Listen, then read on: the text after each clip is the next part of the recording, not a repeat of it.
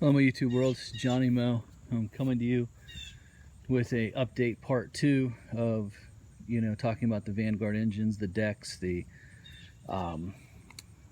just the mowers, the side dischargings, just how rough it is here in the Northeast. I mean, we got blasted with rain, and the fertilizers, kicked in now. And honestly, I mean, just look at this. This is what we deal with on a weekly basis when it's weather's like this. I mean, you're up 8, 9. I don't know if you can see that or not, but it's up there almost 9, 10 inches tall. 8, 9, 10 inches tall. It's just, it's miserable. It's miserable to cut these Northeast grasses. And that's why I've been really going on that search. And it's 10 o'clock in the morning. It's all dewy. As you can see, look at my boots. They're all wet from the dew. There's just no side discharge in this lawn. I mean, look, it's just a mess. And it's only been 7 days.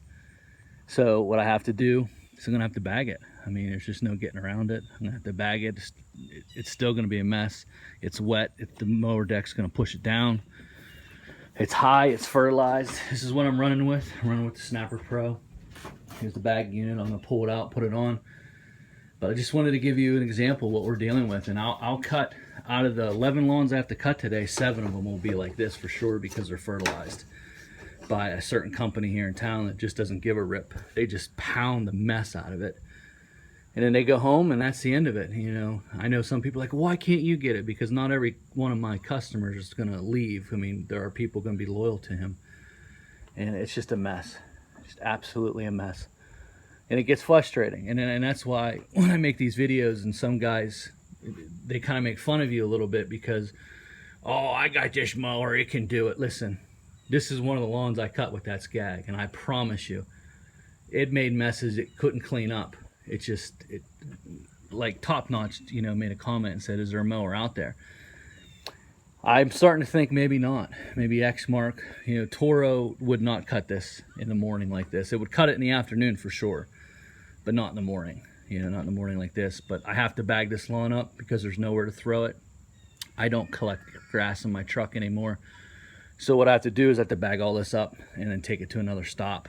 My next stop will have woods, and then I can do it that way. That's the only reason why I'm here in the morning, because I knew after last week's rain that this was going to be out of control, and it is out of control. So, but that's why, you're looking for mowers to be able to do these Northeast grasses. And I mean, this is bent grass, rye. There's a little bit of Kentucky blue in there. I mean, it's so high it just fell over. Like if I actually picked it up, I mean, look at this. If I picked it up, just try to measure it, see if we can measure it. I don't even know if we can measure it.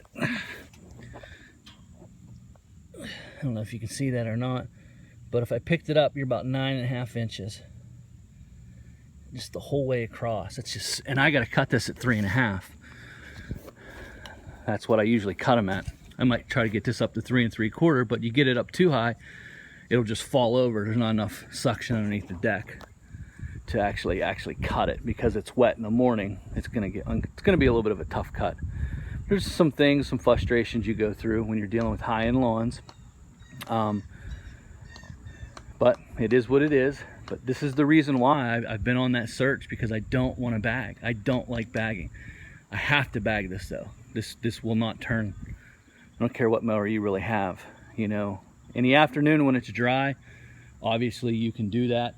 I've had people say, well, why don't you just wait till 12 o'clock and then work till dark, because I have a family and I don't want to be home at 8 o'clock every night pulling in at dark, because I'm not willing to give up my marriage for this business. And these are trade-offs that you're going to have to decide.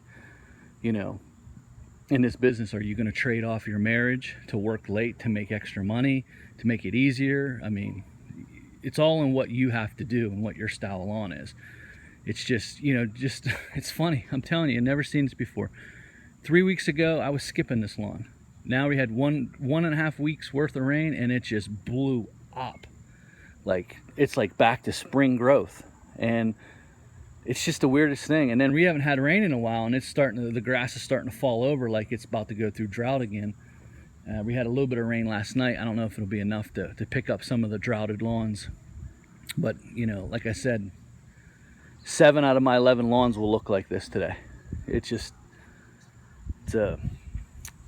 it's a frustrating thing. You know, I'm sitting here at 10 o'clock in the morning talking to my phone. Probably people in the neighborhood looking at me like I'm nuts, but I just wanted to give you an example of what we're dealing with.